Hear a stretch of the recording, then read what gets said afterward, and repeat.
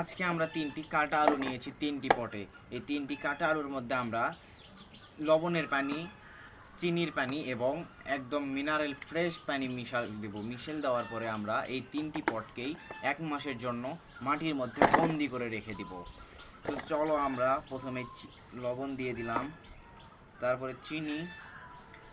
এবার আমরা এই 3টি আলুর ভেতরেই 2 কাপ করে পানি দিয়ে দিব যেন একদম ভরে যায়।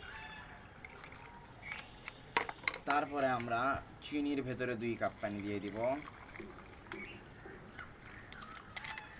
এবার আমরা একদম ফ্রেশ পানি একটি আলুর মধ্যে দিয়ে দিব। এর ভেতরে আরেকটা পানি। 3টি জারকে আমরা এখন মাটির ভেতরে 1 মাসের জন্য পুঁতে রেখে দেব।